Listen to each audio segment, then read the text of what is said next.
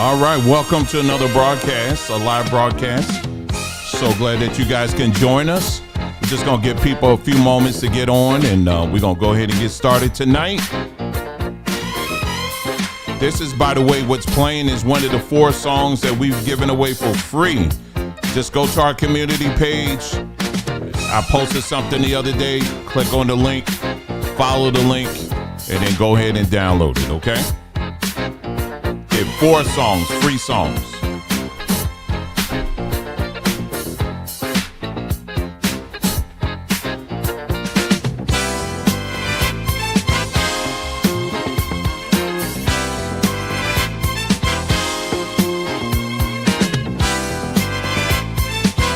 Another beautiful day out here in beautiful state of Arizona. Really nice. It actually was cooler today. We're looking at 68 degrees where I am right now. And then next week it'll probably be 100.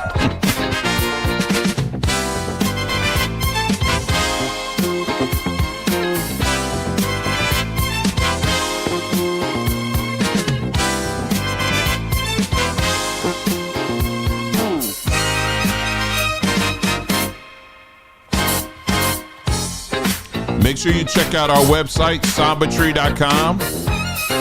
I just found out today we actually have about 5 more seeded Tangelo baskets left. There you go. Another beautiful picture that we got up for y'all. About 5 more left, and then it's a wrap. Check out all the other wonderful things on there.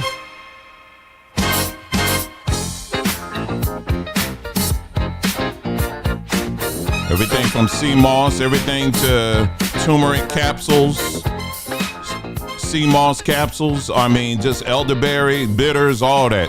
Check it all out over on sambatree.com. Make sure you check it out, okay?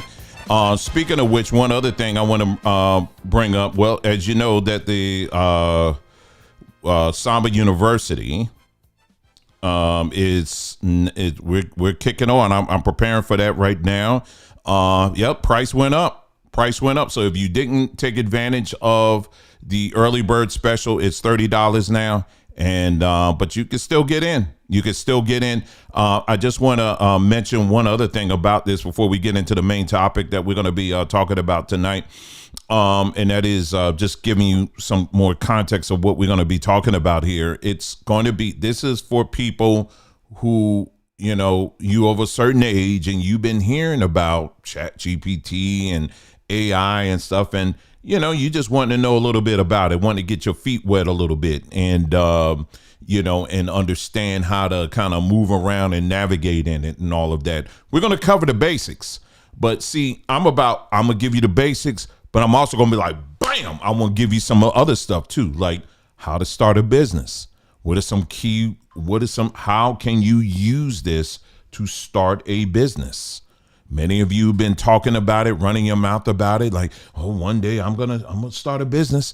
I'm going to do it. Well, here's your opportunity to learn the basics, just the basics now, on how to set up your business. That's one of the things we're going to be talking about on here.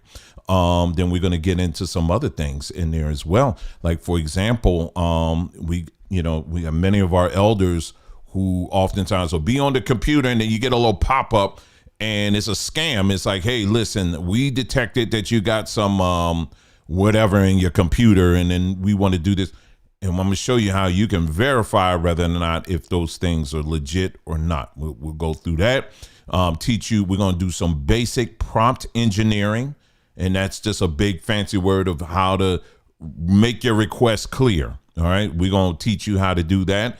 And then I have many other examples. It's going to be just example after example after example.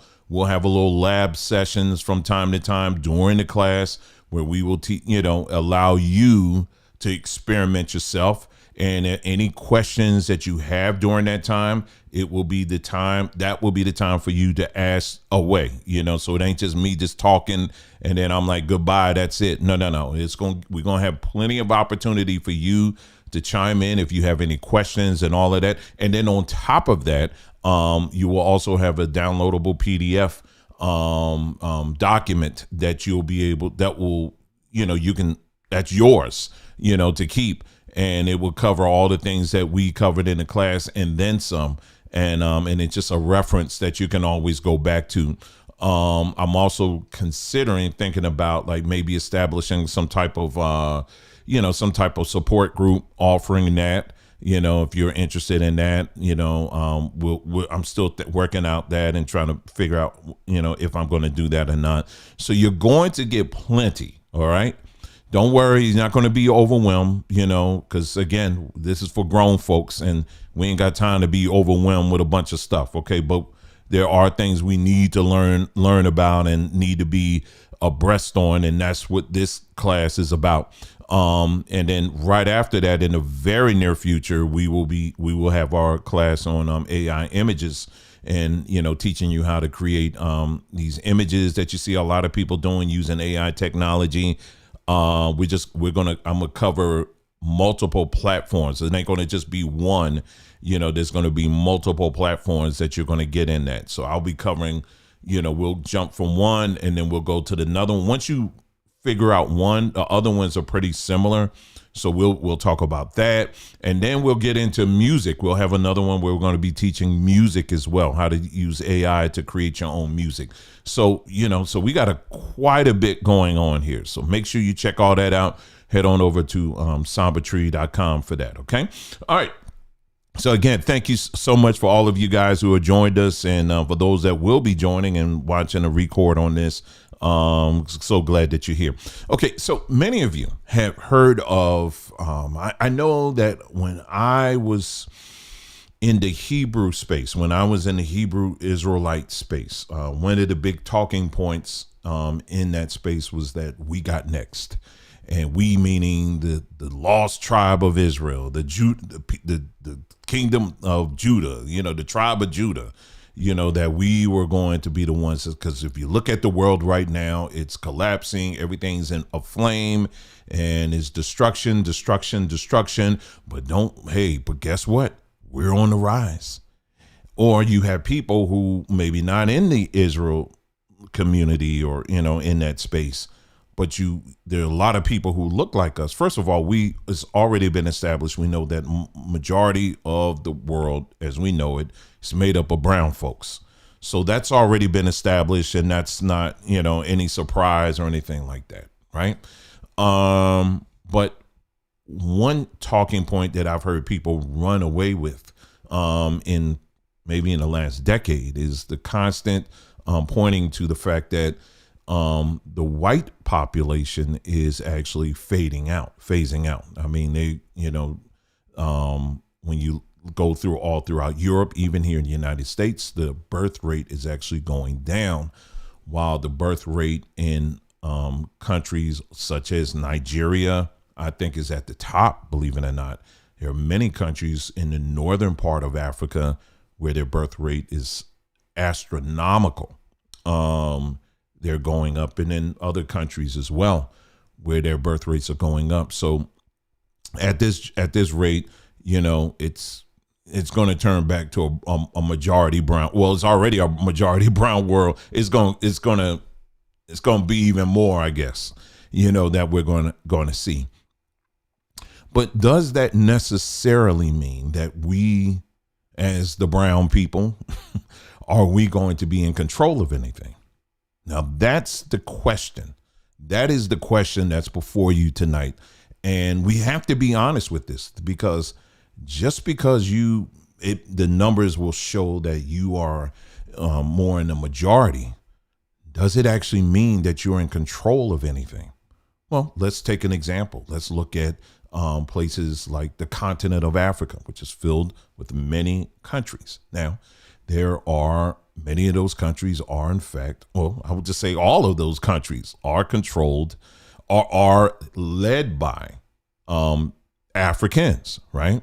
So it doesn't matter if you go to the northern part of Africa, central, the southern part of Africa. These people, they lead themselves, right? But when we look at the details, when we look at the bottom line, when we look at the receipts of where these countries actually are in comparison to, let's say, the technology war that's going on right now, where do they stack? When it comes to taking care of the basic needs and running water, roads that are drivable, and just some of the basic things. How are they scoring on that? When it comes to literacy, that's another thing I've been talking about for a very long time on this platform. When you look at the literacy rates, particularly here in the United States, it's atrocious, to say the least, when you compare it to other countries. Now, again, when you're talking about the United States in general, our literacy rates are going down. When you peel back the different layers and you get to the layer that says Black American, ours is even worse. And so where does that position us in this wave that we're in right now? Well, it doesn't put us in a great position right now. And, and there's going to be, without a doubt, where people have been left behind before, it's going to be even worse. And we're just witnessing and watching this slow train wreck happen. Okay. So that's, so you got that's literacy. When it comes to some of the other things as well, even in government, when you look at many of us that are in government or different places of power, how has that power transferred to us? How are we modeling out a preparedness mindset that we can honestly say we're ready for when this thing flip, or when it's our turn to be up? Are there models that we can actually point to right now that we can say, for example, we can point to a city, we can point to a community or whatever, and we can say, this is the model that we need to build on? Because as the palm people, right, as their numbers decline and our numbers are going up, which, by the way, Black American numbers are actually going down. I don't know if many of you know that, but our numbers are actually going down when you look at the actual statistics. And I know I'm going to get some people, like I did before, you can't trust the white man's numbers, but yet you could trust the white man's numbers when they are honest and say they're going down. You understand? But somehow they're not accurate when it's talking about yours. But yes, in this culture that we're in right now, yes, I'm talking about in America, Black American numbers our reproduction rates are actually going down. So, you got to be honest with that. That is not the mindset of anybody that's that's preparing for getting next, if you know what I'm saying, if your numbers are dwindling. So these are practical things that we address here on this platform. We talk about it. We take the receipts out and we look at the receipts, and we're looking at it, and we're looking at history, and we're looking at the examples in history, and we're saying, no, you, like on our thumbnail, no, you're delusional. If you think that somehow, just because your numbers are higher, or at least you think your numbers are higher, that somehow that's going to automatically grant you some position of great authority and all of this stuff, that all of a sudden the character of people all of a sudden is going to improve. It doesn't work that way. There was a couple of things that I just in news passing, for example, just the amount of lies that many people just accept. Of course, people accept lies coming from their favorite political party of choice, be it Democrats or Republicans or independents. Because people love celebrities so much, they will accept even the lies and make excuses for that.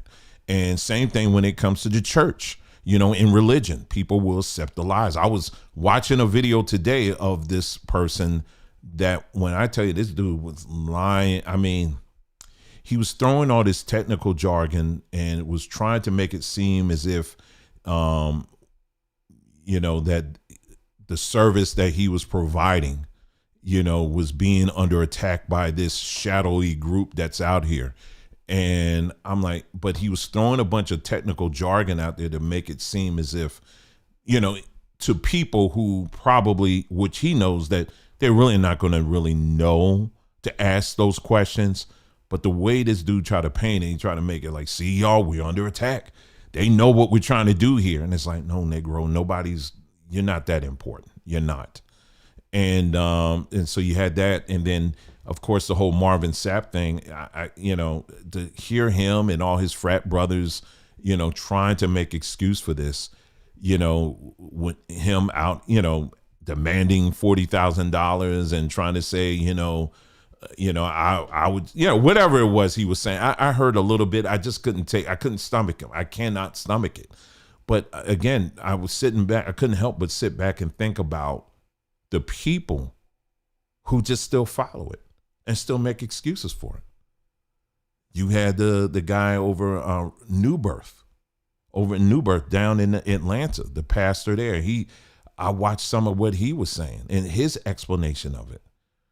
And again, the lies are just flowing out of his mouth. And he was talking about, he tried to spin it in a way where he was like, he said something to the effect where it was just, he was all over the place if you look up the definition of splain in the dictionary, he would be there. And this sermon that he was trying to do would be the subtext of that definition, because what he was trying to do, and just follow me because it's still kind of convoluted here. But basically what he was trying to do was to say, he spun it, tilted the conversation about this whole 40,000 thing and, close the doors in the back and all of that. He was trying to spin it. He said, I was online and I was watching all the discourse about what Marvin Sapp was saying and all of that. And then he said that a lot of the discourse I saw was being led by men, black men. And I was like, okay, here we go. And then he went on to talk about how, black men, when we heard that, we were hurt. He said it was like we got PTSD because when we heard Marvin Sapp say close the doors, what it was that it was kind of a flashback, because when we're in the church environment, we're restricted, from being the man that God has called us to be. I'm not playing. I mean, how do you even pull that? Watch me pull this rabbit out of my hat. He pulled a Tesla out of his behind with that one. And the way he went with that one, I was like, what in the world? But I said PTSD because we don't like restriction, kind of like, I guess, no, you're projecting again, because you don't like restrictions, because as many times you've jumped in and out of women's beds, you clearly got the issue with rejection or not being allowed to leave one space to another. So you clearly talking about yourself there. But again, I'm sitting back and I'm listening to the people and watching the people. And they're like, yeah, that's right, Pastor. That's right, Bishop. And so these are institutions that, as black folks especially, that we have looked up to. And even to this day, to a certain extent, we call these institutions like the centerpiece of black culture. But if we are tolerating this kind of behavior, if the leaders of these institutions that we're claiming are the centerpieces of the black community, then I'm going to tell you right now, it's already a whole wrap. And like I said in the description of this video, you're settling for the Atari 2600 version of PacMan. Those of you of a certain age know what I'm talking about. And thinking that you got the latest and the greatest in 2025 and you playing Atari 2600 PacMan. And this is the mindset. I'm sitting back and I'm like, how? And we're telling ourselves that we're all of this, that, yeah, they're scared of what we can do. Aren't we tired of saying that? No, we scared of each other. There was another story that I just saw recently. This is in Chester, Pennsylvania, where you had, it's a charter school, the Chester Community Charter School.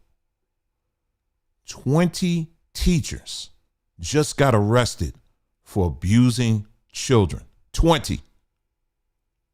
I don't think it was sexual going on, but there was a lot of physical harm that was taking place. 20 teachers that they arrested. And yes, before you ask, Chester is a majority black community. 20 teachers. But who was the one that was given a press conference talking about the arrest? It was a white cop. So if we can't even police ourselves, my question again to you is, how can you claim that you got next? You understand what I'm saying? These are hard questions that we're going to have to start asking, that many people are going to have to start asking right now, because it's religion and it's all these other things out here that you look at. Look at the thumbnail. You're just looking at the rainbows and the stars and the flowers and all of that. But meanwhile, what you call a community is pretty much in destruct mode, self-destruct mode. And people are going to have to start waking up to the 4D chess. And that's what we're going to talk about. I did a post yesterday, and I could tell clearly that it must have hit a nerve, because all of a sudden I had people leaving the room. All of a sudden people start unsubscribing. But the truth is the truth no matter what. And so even though the post itself was talking about it mentioned immigration, there's a much deeper thing that needs to be addressed on the 4D chess that is being played on you and has been played on you for many years. And that's what we're going to talk about. And so anyway, let me get to the post here, and we'll just start from there, and then we'll go right to the main post that I have over on our journeymanandwoman.com webpage. All right. So let me go to the post here, and I'll bring it up on the screen here for you. Let's see. Oh, there you go. So anyway, I don't know if y'all saw that. Make sure you check out our comics. We got a comic section, a comic, Instagram. So if you're not subscribed, make sure you subscribe to that. All the comics we've done over the past, I guess, year and a half or whatever, they're all on there or whatever. This one features a little boy, and he's asking God. He says, God, what is the problem? Here's God right here saying, let me show you. And then he said, each year I find myself coming back to the bank to sign for building loans so I can build my house. And here's God has to go to the Stern Bank. I should have said Stein Bank, like trying to be subtle here. And then the little boy's like, but I thought you owned a cattle on 1,000 hills. He said, do you want to see my cattle? And then he took him right to the church. He says, behold my sheep. And then here you got the preacher in the back talking about, close them doors. That's exactly what's happening. We have convinced ourselves that this God that you say you worship, he's all powerful and everything else, but yet he needs a mortgage that you got to decide whether or not if you're going to go without lights so that he can have lights in a building that's empty probably 5 days out of the week. Make that make sense. This is the lies that I'm talking about that, many people have just bought into, and it's time for it to stop. But anyway, this is the post that I did yesterday. We'll get through it and let's go, because you make sure you're paying attention now to this, because we're going to get in a little bit of history here. Historical topics, mainstream media, leading political podcasters and Christians won't touch. Hotel Fast Jerusalem. Many people never even heard of Hotel Fast. We've talked about this hotel many times on this platform. This hotel once housed the German consulate. You can see in the image that it even proudly had the Nazi flag mounted in front of the building. Keep in mind, Palestine at that time was firmly under British control. In short, this was a hotel built back in the late 1800s by the Fast family, a family who was part of the German Templar movement. And this was a Christian sect that basically believed, according to the Bible, that Jerusalem was key to history. Now, this building right here, you see, hopefully you see it on the screen. You see this right here? This ain't in Nazi Germany. This is in Jerusalem. And it's interesting. Why would they not? Has anybody ever heard that? Has your school ever taught that? This ain't AI. I didn't make this up. I'm not, and I went for the sake of the powers that shouldn't be. I went right to their source, Israel National News. And they reported on this years ago, back in 2015. They had a whole hotel there where they were giving shout outs to the Nazis in Jerusalem. This was in the 1930s, during the same time when Hitler was rising up. Now that should open up a whole lot of questions, shouldn't it? About what you've been told about history. That should open up a whole lot of questions. But the question is, how many people are going to allow their brain to be curious enough to do your own investigation on that? Number 2, the Havara Agreement, commemorative coin. Here's another one. The coin symbolized an agreement made between Nazi Germany, and Jews. Dang, I got to rewrite that part. Nazi Germany and Jews within Germany. As much as certain publications want to wave this off as some type of propaganda piece, the fact of the matter is that real Jewish people did in fact cut a deal with the Nazi regime to be sent to Palestine. Did you know this? Did your schools ever show you this? Did they ever show you this? Did they ever put this in one of their books to give you the full history? You can look this up. It's all online. It's in their publications. They talk about it.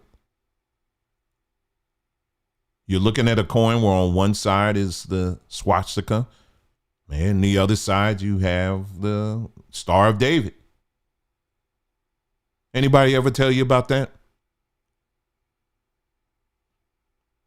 Oh, we're going to get into it tonight. Because this all is going to add up very quickly. Number 3, how both the British government and Nazi Germany helped to establish what we know today as the State of Israel. And it was 2 things they did. The Balfour Declaration, this was in November the 2nd, 1917. Excerpt from that is His Majesty's government view with favor the establishment in Palestine a national home for the Jewish people. So it was the British government that did this. The British government did this. They established this, what we call the State of Israel. The British government. And then later on, you had the Havara Agreement, which means transfer agreement. This is in 1933, an agreement that allowed German Jews to immigrate to Palestine with a portion of their assets by transferring them via the purchase of German goods. So what they did was Jews were they were at the top of the chain, so to speak, in Germany. The economy was on their shoulders. When you study Berlin during that time, they were running a lot of the economy. And with that, they were bringing in a lot of other stuff that the Germans did not like. And we talked about that. And so that's what gave rise to Adolf. Because they said, no, enough is enough. We're tired of all of this. You had the usury and all that stuff that came into, and they said enough is enough. That's what happened. You ain't gonna see me walking around like Kanye now. I ain't crazy. Okay, I ain't doing that. And no, I'm no fan of Adolf and Adolf in the gang. Okay, because they ain't like black folks either. So I ain't gonna get that twisted. Okay, Kanye on some other stuff. I'm not there. But we are about history. We're about factual history. And so from there, so these are things that you're not going to hear a lot of these people even touch any of this stuff. They just will tell you, shh, shut up. They're the chosen. That's all they tell you. And then you better be quiet. You better not say anything. And you got, even the Republicans or whatever, they just, yeah, that's right. They're the chosen now. They're the chosen. What the heck am I doing here? Okay. They're the chosen. We're not supposed to say anything. No. We're going to tell the whole truth. We got to tell the whole truth. Okay. So anyway, so let's get into the rest, more of the story that I think a lot of people have kind of fell asleep on. We've talked and we've actually done videos on this as well. So let's go ahead and bring this up. Okay. Shall we? All right. So this is on our Journeyman and Woman blog. And it says, and I appreciate that. People said, thank you for your work, Dwayne and the family. And thank you for being here. Really appreciate that. And for the rest of y'all too. Really appreciate each and every one of y'all. Let me see if I can widen this a little bit. Will that help it a little bit? Okay, here we go. All right, so the title of this is The Chosen and Their Impact on Worldwide Immigration. Now, this is a very important thing that I want you got to be paying very close attention to this, because everything I said in the opening till now, it's all tied together. All right, so I'm not pivoting and going all over the place here. It is all tied in. All right. So I referenced this video because I told you we've done a video on this already that we did. And the title of it is, if you get a chance, please watch it. I'm going to play an excerpt of it now. But the title of it is Black American Politicians and Immigration, What They Are Not Telling You. And so you hear a lot of politicians, you got the Jasmine Crockett's and some of these other people that want to, try to lump in the people that are coming into this country illegally with the plight of black people and trying to say that that's our history and we're no different and all this other stuff. No, it's not the same. It is not the same. We had no choice. Okay, so no, it's totally different. So miss me with that. Okay, but if you notice, most of Americans are focused on the southern border. They're focused on the people that are crossing the southern border. And so you got Trump and everybody else that's got all of America focused on that. But if you just stand on your tippy toes a little bit and take a look at the rest of the world, you're going to see this odd thing that's happening literally all over the world. Canada, even down Central and South America, they're dealing with immigration. They got their own immigration issues. Because we think that it's a one-way road, that everybody in Central and South America, they're just wanting to come to America. That's not true. There's a lot of people that live in Central and South America. They're quite happy where they live. Okay, they don't wake up. A lot of these people that live in these areas, they're not are born like the first thing that come out of their mouth after mama and dad is USA. They ain't sweating the USA. They love where they are. It's a beautiful place. Why would they go anywhere else?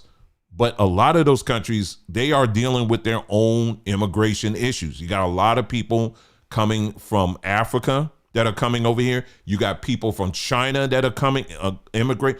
A lot of these countries are dealing with their own immigration issues, similarly to what we're dealing with here in the United States. Okay. So it's not just the United States. All these countries are having issues with immigration. But then it's Canada. But then you got other countries as well. In Europe, it's a huge move of immigration that's happening. But then when you trace the root of it, again, it's the same thing. You think Africans wake up and they're like, I just want to go to Europe. No, most people are quite content staying in their homeland for the most part. But what happens? You have, again, certain powers that be that go to certain countries and they start giving guns to one group and they'll give guns to another group and say, go at it. Or then they'll send some planes and say, okay, we're going to poison the crops so that now you don't have no food. They create these environments that literally cause a lot of these people to say, you know what? I can't stay here no more. Let me go to another country. Let me go to Ireland. Let me go to Scotland. Ireland right now, they are being inundated with people from the Congo. Did you know that? They literally just had like a whole parade of Congolese people in Ireland. And I ain't talking about just a little bit. There's a lot of people from the Congo that's going to places like Ireland and Scotland and all of that. And then a lot of these other European countries as well. So, but there are things that are happening in their own home countries that are being sparked by powers that shouldn't be, that's causing these people to say, you know what, this ain't home for me no more. I got to go somewhere else. See, now, you got to dig deeper in this stuff. Okay, so, and that's what we're going to do with this. So let's go and bring this back up. And let's go. So let me play for you an excerpt. I'll play a few minutes. Thanks. As soon as I can get the page right. This is a video that I did talking about the immigration issue. All right. So let's play some clips of this and then I'm going to come back. Okay. All right. Let's go. It's called opensecrets.com or .org. Sorry. Opensecrets.org. This is a page. If you're wanting to know who is actually funding these politicians, opensecrets.org is a great place to start because it lists out all the main contributors behind these people. And one of the main things I kept saying over and over again in the last broadcast or in the last video is that when you're listening to these politicians, you're not hearing them as individuals. What you're hearing is paid for, brought to you by, that's what you're hearing. You're hearing the people that are putting money in their pockets. And that's what they are really saying. I want you to pay close attention to one of Hakeem Jeffrey's main contributors. It's the Pro-Israel America PAC. Okay. And it's not just that one. It's also the American Israel Public Affairs Committee, along with Mr. Paul Weiss. And then he got some bankers and stuff like that. So this man is heavily padded when it comes to Jewish contribution. Now, why am I focusing on that? Well, you're going to see why in a moment. You have heard me in the past talk about how when you look at these different immigration groups, not just here, but also abroad, you're going to find that many of them are actually Jewish, which is really interesting to me because when you look at what's happening in Israel right now, they are literally right now in the middle of a war where they're wiping out their neighbors. I don't think they're that concerned about immigration from people from from Palestine, the Palestinians. I don't think they really are looking into allowing them to immigrate into Israel. I don't think that's really in the cards. If anything, they're trying to wipe them out of existence. Now, you will find Israel is very interested in, to a certain extent, very limited in immigration when it comes to who they deem are also Jews. Like, for example, you have Sudanese, you have the Igbo, you have Ethiopians, who all claim Jewish lineage, and the people of Israel have confirmed, hey, listen, we're related. You're my cousin, and so I just wanted, so I covered that base here. So now at this part, I'm just going to rattle off a different list of different organizations that are pro-immigration. All right, so let me About go with this. that. Okay, so we're not going to read everything on these slides here. The slides are there just for you to be familiar with these names to see, to make the point. Okay, so you got this first organization, a lift, and say to pray, to learn, to live together, right? And so right here they says, let me see, are they talking about immigration here? Okay, I think it's over here. But this is an organization that they, it's right here. That's right. I'm not going to read all this. I'll just read some of it. We are excited to celebrate the 10th anniversary of the drop-in.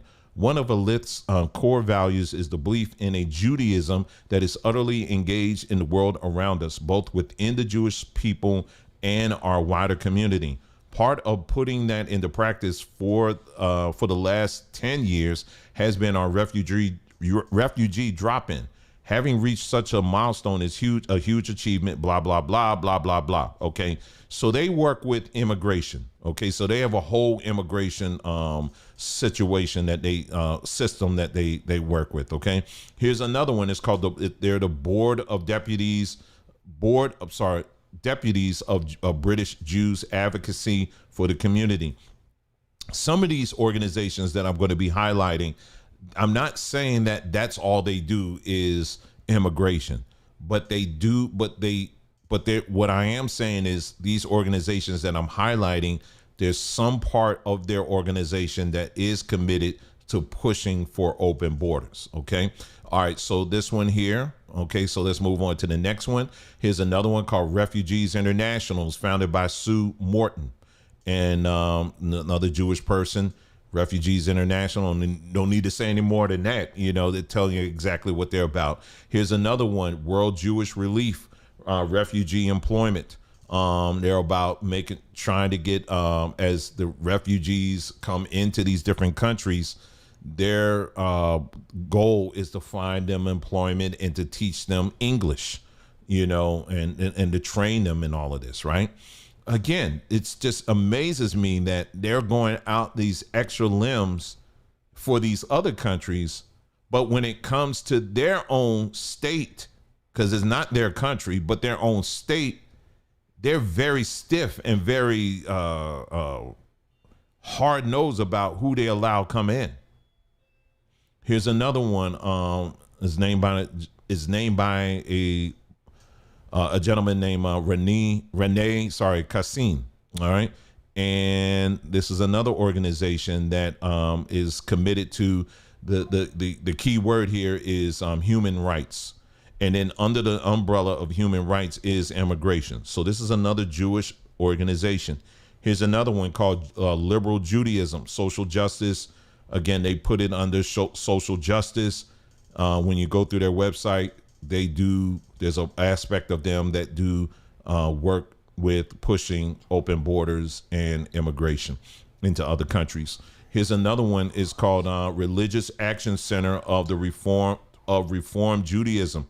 Anyway, I just go through the whole list there. It's about at least 12 organizations that I mentioned that got branches all over the world where their focus is to push as many people from other countries into Europe, into Canada, into the Americas. That's their focus. Now you got a whole state, a place that you call the state of Israel. Shouldn't you be focused on that? Why are you so? And the thing is, I know I'm all over the place here. You got a homeland. That's your homeland. We've been told that, okay, you got your homeland, and this is the land that God has granted you and all of that, and you don't have to wander no more. This is your homeland. But why is it that most Jews don't live there? That doesn't make any sense. Most Jews do not live there. They live outside of the promised land. How is it a promised land and you ain't even there? But believe it or not, this kind of characteristic goes back over thousands of years. We even covered that. We've covered that. That's a whole nother story, but we did cover this. This is their history for a very long time. This is the promised land, but we're going to stay in Egypt. Seriously. It's amazing what you learn when you actually are reading through actual history books. It's something. But anyway, let's move on. But again, that's the video. Make sure you check that out when you get a chance. All right. Now let's learn about this guy by the name of Rabbi Nahum Rabinovich. All right. And just to give you an idea, he ain't some Looney Tune or whatever, and they try to wave him down like, oh, you know, when nobody listens to him. Well, there's another rabbi giving him a shout out back in 2020. Rabbi Nahum Rabinovich was one of the intellectual, moral, and spiritual giants of our time. A bold and formidable posek, author of one of the great commentaries, Maimonides, Mishnah, Torah, a former professor of mathematics at the University of Toronto, master of the entire range of Jewish and secular disciplines. He was above all a teacher, raising up many generations of Torah scholars and fighters for the state of Israel. He was my Rav and I was his disciple. And I count that as one of the greatest blessings of my life. Okay, so it's been established, right? Well, he gave a speech. This same man gave a speech back in 1952. And it just so happens that the CIA, well, CIA being CIA, they got a copy of it. And I gave you a link it'll take you right to the CIA's website, and it will take you right to his speech. And what I did was I actually put the copy right here. But there's one part of his speech that's very interesting here. Now, this is where the 4D chess part comes in. This is what he said. Not me. This ain't AI. Nothing no, this is what he said. We will openly reveal our identity with the races of Asia and Africa. I can state with assurance that the last generation of white children is now being born. Our control commissions will, in the interest of peace and wiping out interracial tensions, forbid the whites to mate with whites. The white women must cohabitate with members of the dark races. Let me read that again. The white women must cohabit with the members of the dark races. The white men with dark women. Thus, the white race will disappear, for mixing the dark with the white means the end of the white man, and our most dangerous enemy will become only a memory. We shall embark upon an era of 10,000 years of peace and plenty. The Pax Judicia, hope I'm saying that right, and our race will rule undisputed over the world. Our superior intelligence will easily enable us to retain mastery over a world of dark peoples.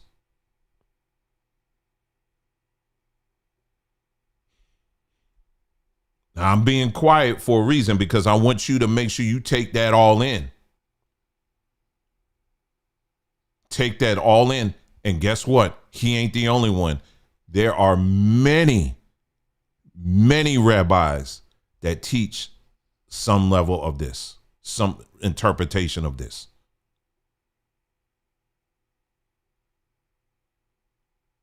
This is the plan. Let me see if I got my phone here. Let me see if I can pull this up right quick on the screen here. Hold on just a moment. I hope y'all awake and still with me. Let's see here. Where is that picture here?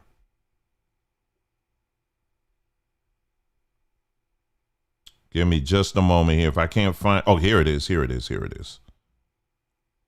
Here it is. All right. It'll be up here momentarily.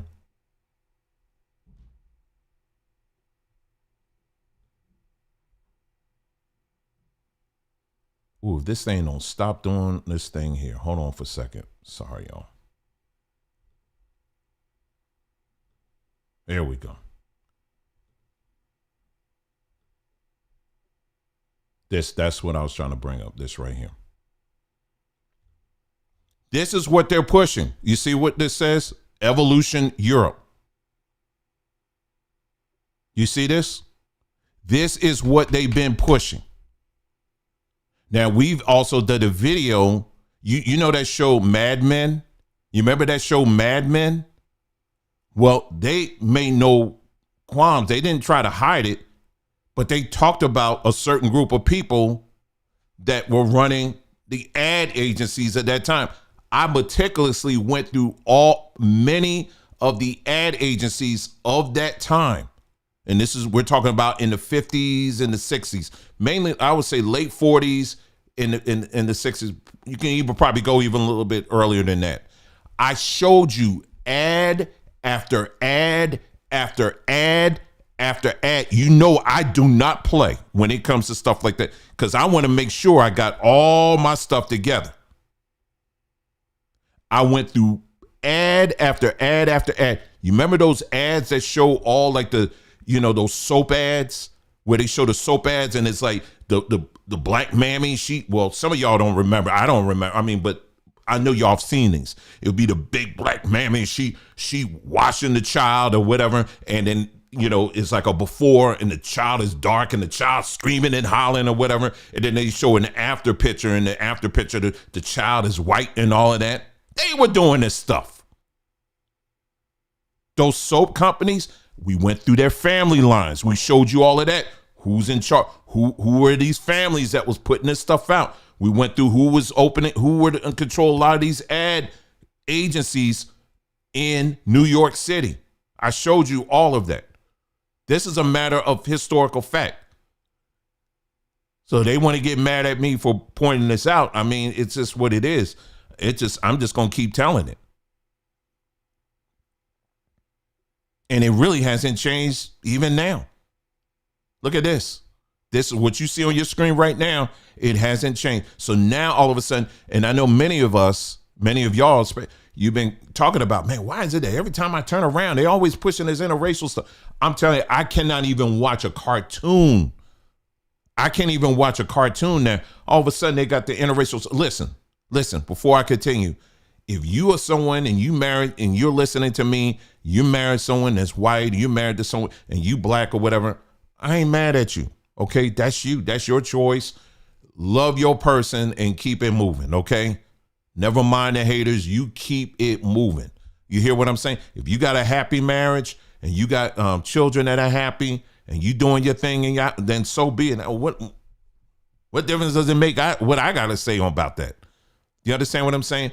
But you understand my perspective is, I'm lean more towards, stay with your own, you know what I'm saying? But that's just for survival purposes, because the more we do that, we lose a lot of stuff. That's the other side of that coin. That's just facts. That's what happens.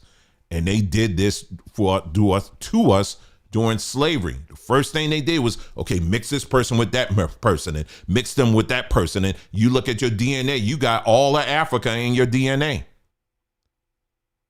And so this is why you got black folks walking around wearing kente cloth when most of your DNA, you came from like Central and South Africa somewhere, or maybe not. Maybe you came from somewhere else. But we just put anything on because we're like, well, I guess it just covers everything. But they did that as a trial run. And who was firmly running a lot of that slave trade? Yeah. Mm-hmm. Oh, we can't talk about that though. Anyway, let's move on.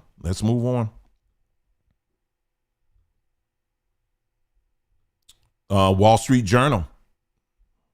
Wall Street Journal, Jewish organizations had a role in the 1965 Act.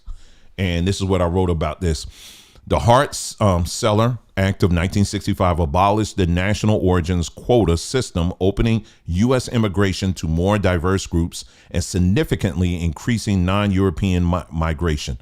Emmanuel Celler, a Jewish congressman from New York, co-sponsored the act and was a key advocate for liberalizing immigration, driven by his experiences advocating for Jewish refugees during World War II. Let's move on. The act's passage followed decades of advocacy by Jewish organizations which sought to reform restrictive policies rooted in the 1920s that limited immigration, particularly for those fleeing persecution. The United States at that time had an immigration policy that weighed heavily in favor of the importation of people from Northern Europe, while lowering the amount of Europeans, Chinese, and others. And I meant to say lowering the amount of Europeans from Southern Europe. They went the Southern Europe people, they said, nah, y'all the trash. What we want is, at that time, the United States was, we want the Northern European, we want the purebreds to come over here. That's the focus they were on at that time. And so each group, they had a quota at that, before this act was passed, they had a quota. Okay, we can only have a certain amount of people from this country that can come here. We only got a certain amount of people that from that country that can come over here. So when they looked at Europe, they said the Northern Europeans, we want as many as y'all as possible to come over here. Meanwhile, the people in the South, we don't want y'all. We're going to keep that number nice and low. Well, by the time the Hart-Celler Act of 1965 came around, what it did was it actually canceled that out and said, listen, no, regardless of where you're coming from, you can come here to the United States. There is no quota or whatever. We want everybody to come. And they were doing that under the guise of lifting the curtain, if you will, for Jews. That's why they did it. It was really for Jews. But the Jews that were pushing it were saying, no, we're doing it for everybody. No, they were doing it for them, but they were doing it for everybody else, as you'll see as we go on here. And so it was and so many of you have heard the America being described as a melting pot. Well, America wasn't necessarily seen as a melting pot. Okay, it wasn't that in the first place. It was a Jewish playwright by the name of Israel Zangwill. He actually came up with that. I think it was a song or something like that. But yeah, he referred to America as a melting pot. And then the rest is a story that, we're going to have people coming from all over and all that. We just all blended in together and just become this one big thing. But America was supposed to be is the catalyst or the example that the rest of the world was going to follow. And we're seeing that today. And so the rest of this post are going to be things. These are trends that people have been tracking. We've been tracking, for a long time. And you see this happening. It's the same people that come up all the time. Jews unite to defend policy on Syrian refugees with a few exceptions. Jewish groups lead a push to crack open the doors of Syrian refugees, citing Holocaust. Swiss Jews demand open doors for migrants. French Jews plan coordinated push to help Syrian refugees. Some Jews push Washington to admit more Syrian refugees, even as some worry about backlash. Over 1,000 U.S. rabbis petition lawmakers to welcome refugees. They are so bought into this. Gee, I wonder why. British rabbis call for on Cameron to admit more Syrian refugees. Now, here's some example. Here's CBN. They did a video on this talking about one of those such organizations here. So check this out. Waiting to help them on the beaches of Greece are the last people the Syrians might expect. Volunteers from Israel. My name is Tali Shaltiel. I'm here with Israel, an Israeli-based NGO. My name is Majida Kardosh. I'm here as a medical team. I work as a nurse. My name is Iris Adler. I live in Tel Aviv. I just finished med school in Tel Aviv University. I came here through Israel to be on the coast as a doctor. Our job here is to receive the boats of the refugees that are coming from the Turkish side to the Greek side. There are many, many volunteers on the beach, not many medical teams. What we do is go to Hind Point with binoculars, searching and scanning the water, and you start looking for this black with orange dots in the view. And then it comes nearer and you start seeing the rubber boat and all the people on it. It's like 1, 2, 3, it begins. It's a few minutes of chaos. So again, so we're asking the question here. You got your own land. That's like, let me think of an example. That's like me going to China and I start an organization where I'm welcoming people to flood into China. Why would I do that? I got my own land. You understand what I'm saying? How crazy this is? But we've come to people just accept it, or they just look over this, not realizing the bigger game that's happening. Here's someone by the name of Kevin McDonald. He wrote a book called The Culture of Critique: Jewish Involvement in Shaping U.S. Immigration Policy. The Jewish involvement in influencing immigration policy in the United States is especially noteworthy as an aspect of ethnic conflict. Jewish involvement in influencing immigration policy has had certain unique qualities that have distinguished Jewish interests from the interests of other groups favoring liberal immigration policies. Throughout much of the period from 1881 to 1965, one Jewish interest in liberal immigration policy stemmed from a desire to provide a sanctuary for Jews fleeing from anti-Semitic persecutions in Europe and elsewhere. And then it goes on. Basically, he's underscoring the fact that they're all over the place and they're focused on this immigration stuff. Here's another video that I have. Let's play that. I think there's a resurgence of anti-Semitism because at this point in time, Europe has not yet learned how to be multicultural. And I think we're going to be part of the throes of that transformation, which must take place. Europe is not going to be the monolithic societies that they once were in the last century.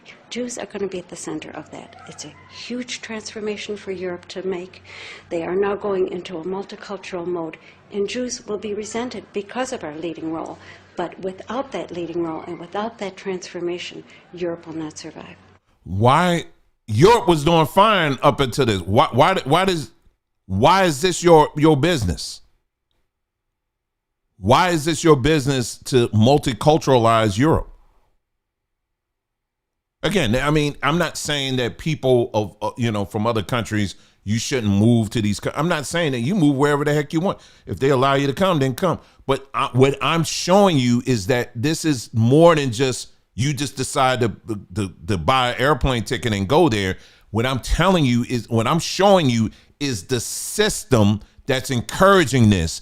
And going back to what I showed you earlier, what this rabbi said, he's telling you why they're pushing that. Someone pointed out something. They said, I believe they're behind the black male female hate. That's what's going on. It could be possibly true on that. But you also got a trend where a lot of people are saying, man, I'm done with living over here. We're going to move over. I'm going to another country. I'm going over there. The women over there, they're better, that kind of thing. What I'm saying to you is that it is all falling in the same pattern that this person here outlined right here.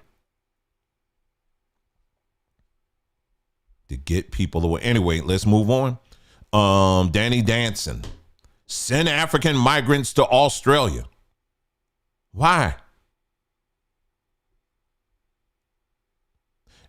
Israel strikes UN deal to send thousands of African migrants to Western countries. Now, this video here, this is in Sweden. Like that other video that I played for you. This is in Sweden. In Sweden, I said a few years ago in Sweden, they were teaching newly arrived immigrants how to have intimate relationships with local women. What country teaches people who are not there how to have intimate relationships with your women? What country does that? But I'm pointing out to you the people who are leading in these countries, these policies. They're standing right at the gate. They're the gatekeepers. They're standing right there, and they're showing these people, okay, now, this is how, when you come to this country now, make sure you go for them white women now. That's what you want. Now, when you go to the white women, now, they're instructing these people at the gate on how to breed these other people out.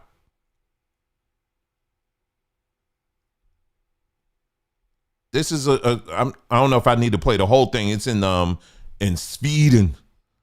But let me just play a little bit of it. Praktisch Verhütungstipps. Das Ganze wird dann hier oben angesetzt und da es halt mit so einer glitschigen Form kommt, ist es sehr leicht, wenn man es einfach rüberzieht, also ganz leicht runterziehen.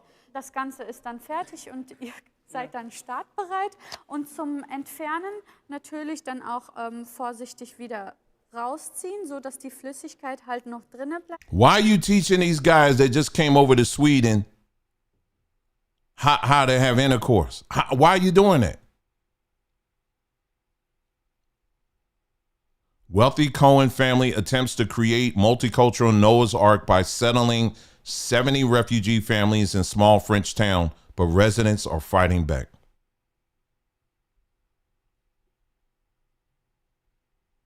And then this video here, I'm trying to remember what this one was. Oh, yeah, I just said here, the funny thing is that the state of Israel's primary focus when it comes to their own immigration policies is to other Jews. And this is a video of them all excited because their people are coming back. I don't even know if this has any sound or not.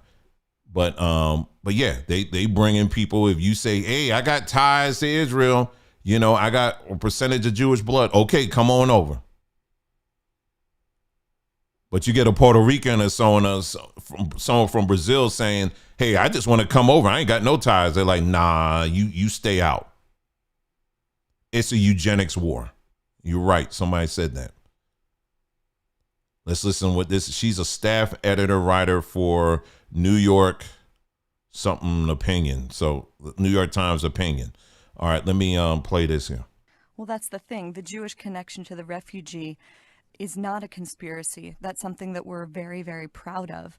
The organization that Robert Bowers was constantly calling out is an organization called HIAS, which brought people, including Sergey Brin, to this country. It started in the 1880s to bring Jews who were fleeing the pogroms of Eastern Europe. Now they help Jews and non-Jews all over the world fleeing persecution. I met a man in Arizona on Sunday, a Jew from Cairo, who was helped out of Egypt following the 1967 war.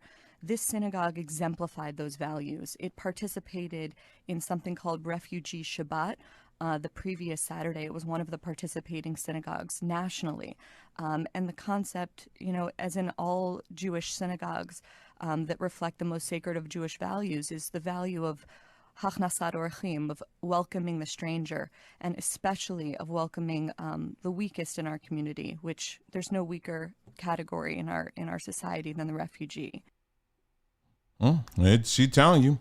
And then, you know, then you have Christians out here that would try to say that they're not Zionist, they're anti-Zionist, you know, like people like Candace Owens, she's a Christian, you know, she's a Christian, but she's also made it very clear when it comes to Zionism, she ain't with that. But your belief system is rooted in Zionism. I mean, here you have, you know, how many times, I mean, it's all about, I mean, the Bible itself is a Zionist book. I mean, you call yourself a Christian and you're saying that I'm not a Zionist, but your main book is a Zionist book. It doubles down on Zionism. I mean, when you read in the book of Revelation, it talks about how there's going to be a new Jerusalem that's going to come. It's doubling down on that. But no, we ain't Zionists. Okay, all right. So here you got the Catholic Legal Immigration Network. All of their lawyers here, at least on their page, are all Jewish. Ain't that something? Anyway, well, let's keep on. Now, this is an organization that was mentioned earlier. It's called HIAS, Hebrew Immigration Aid Society. They have, I should have put the map up here too, but they got offices all throughout Central and Southern South America. But they're down thick at the border. Here's a video here where they're talking about it. Well, I'm in just outside of San Ysidro near the Playas, the beach on the U.S. side. I was on the Mexico side, Playas Tijuana earlier today. Started though at the Ped West. It's the pedestrian crossing point. For civilians, for pedestrians crossing the port of entry, San Ysidro. That facility is entirely closed down now to American citizens and to Mexican citizens. To anyone entering America legally, it's closed down. And I think we have some of the footage. While I was there, 2 buses showed up, and these are the buses for the CBP-1 applicants. These buses come in, they pick up. They actually are operated through Jewish Family Services out of San Diego. These buses are the only ones that are allowed into this facility now, and they go in every single day. I saw 3 buses while I was there go in. They go in, they pick up. Jewish Family Services is the one who got the contract here in San Ysidro. So this facility is shut down to American citizens, but it's wide open to illegal aliens that we're inviting in. And you talk about sad irony. It's Jewish Family Services that are inviting this in. I just got a report yesterday. I was down in Lukeville, Arizona, and they said massive numbers from Syria are coming across as well. So you're talking about inviting in the very thing that happened in Israel by an organization that is supposed to be representing the Jewish community in San Diego. People want to wake up. Here's another lady. Now, ironically, this is Laura Loomer. She's Jewish. But anyway, this is her. She's talking. She's pointing it out though. Everybody, so I'm currently in Panama. I'm at the Bajo Chiquito migrant camp, which is the first point of contact. She's in Panama. Migrants who then get out of the Darien Gap and are trying to then get to other migrant camps like Lajas Blancas or take the bus to Costa Rica so that they can continue their path. Ultimately, I know it's. Hold on, let me see if I can just scrub through it. But basically, she's showing how they all set up in Panama. Showing these people, giving them all the paperwork and everything on how they see. This is the map here. Look at all these points here. Look at all these points here. So as these people are leftist organizations, this one has, as these people are making their way through these different countries and all that, you have all these Jewish organizations. See this map here? It shows all the stops that these immigrants can make. They're given refuge by these people. And that's the map right there. There you go. So let me see if there's anything else on this. No, I got more. I got more, but you know, we'll show that over time. But I wanted to do this video just to show y'all, you know, going back. In fact, this will be a good way to close it for those that came in maybe a little bit late. Let me just read again what this rabbi said. All right, this is him right here again. Rabbi Nachum Rabinovich, highly regarded. He did a speech back in 1952. This is him right here. And I gave you a link to it. This is the CIA, right? CIA's own website. You know, they're going to keep receipts. But this is what he said, okay? We will openly reveal our identity with the races of Asia and Africa. I can state with assurance that the last generation of white children is now being born. Our control commissions will, in the interest of peace and wiping out interracial tensions, forbid the whites to mate with whites. The white women must cohabit with members of the dark races, the white men with dark women. Thus, the white race will disappear, for mixing the dark with the white means the end of the white man, and our most dangerous enemy will become only a memory. We shall embark on an era of 10,000 years of peace and plenty. The Pax Judacia and our race will rule undisputed over the world. Our superior intelligence will easily enable us to retain mastery over a world of dark peoples. That's what he said. Now, there are rabbis right here on YouTube that openly teach this. And it's amazing. They don't get taken down at all by this. They openly are teaching this on YouTube, and YouTube keeps them up. So YouTube shouldn't have a problem with anything I'm saying. So in conclusion with this broadcast is this. And let me go back to what I said earlier. When you this whole mindset that just because you think that somehow, as you're seeing the decline of the white races or like Europe or white people here in the United States, it doesn't mean that, quote unquote, you got next. And what does you got next mean anyway? Are we demonstrating rulership now? Are we demonstrating that? Are we demonstrating the ability to self-govern?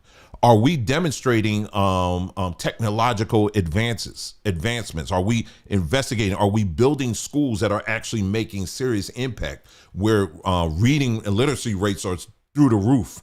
Or is our health, are we at the top of health in this time? Our intelligence, is there an increase of marriages? I read a statistic, I think it was yesterday, 48% of black women are not married or unmarried. 48%. So are we seeing an increase of marriages within the black community? No, we're not. In fact, it's the opposite. And like I said again, for those that are extra sensitive in the house, I'm not just saying exclusively black folks, because you see this across the board when it comes to Americans, period. It's impacting white folks. It's also impacting us. See, a lot of people, you just think just because they're going down, you going up. No. Understand the game that's being played on you. They put the two together, get y'all to fight at each other, make love with one another, have children with one another, and all of that. Meanwhile, they're keeping their stuff nice and clean and separate. It's all part of their belief system. And this is why these belief systems that are out here, they're okay with you teaching whatever because it keeps you within the framework, the construct that they want you to stay in. Period. You got millions of people all over the world that worship a Jew. Think about that. Millions of people. You could say all you want. I don't like these people. That's right. I don't like any of these people. But at the end of the day, you stub your toe. Oh, Jesus. Well, he's not Jewish. He's more. No, he made it very clear what he was. Well, he's not Jewish. He's Hebrew, brother, and all that. I think you understand what I mean. Well, he said he got hair like a wool and in his feet. It's the same person. You didn't write the book. Neither did your mama, your daddy, your uncle, anybody else. They gave you that book. You knew nothing about that book once you stepped off them ships. You knew nothing about it. But you owned it. You took it and made it your own. And then now all of a sudden you build this whole belief system around it or whatever. No. So we're going to keep on telling it. We're going to keep on sharing it and pointing you right to the historical facts on this. But this is the game that's being played on this. And I know for some of you, like, shh, the devil is a lie. No, we got next in the name of Jesus. You better be quiet. You better be quiet. See, you need to be quiet. You know, I'm trying to tell you, you can either continue on the slow disasters train crash that you're on right now, or you can step out of the matrix system, make your way stepping out of it and realizing, hey, wait a minute. I'm not buying that no more. Let me focus. Let me stop focusing on we and let me start focusing on me, because you can't save everybody. You can't. Not everybody's going to be saved. There are people who have resigned themselves to go down with the ship. And for them, I say stay on it, because that means more room on the boat for me. I'm sorry. You just got to think that way now. But in the meantime, I'm going to do everything I possibly can to get as many people as possible off that boat. That's what I'm going to commit to. But I'm not going to be up. I'm not going to lose my spot while I'm on the Titanic and I'm like, boy, you better come. I'm not doing that. I'm like, you better come on. Start rowing. You know what I mean? And that's it. And keep it moving. But just know a lot of people, they're going to go down with it. But this is why you got to start investing in yourself and start asking the hard questions about what you believe, the belief system that you have held on to up to this point. You got to start challenging it and start being honest and serious with yourself on it. It's difficult. It can be uncomfortable, but you have to do it. Because there are a lot of people that are sleeping and they think that a trumpet that's going to sound that somehow is going to flip things up, and now all of a sudden black folk, we all going to be sitting up like kings or whatever, like some kind of magic trick or something like that. If we're not demonstrating that now, it ain't happening. Period. Religious folks are some of the most evilest people that you ever want to meet. They will bite each other head off. They will lie on each other. When it's convenient, they will do everything to pull each other down at the end of the day. Oh, there's some nice people in that, but I'm telling you the truth, and you know I'm telling you the truth. But somehow we think that a Thanos snap, all of a sudden now we all going to be like, nigga, I'm going to. Oh, you're my brother. You're my sister. Let's build this beautiful kingdom together. Shall we? Let's go. There are people out there that actually think that way. Anyway, I hope you got something out of this in this broadcast. Thank you so much for tuning in. You guys take care, and I'll see you again soon. Take care now.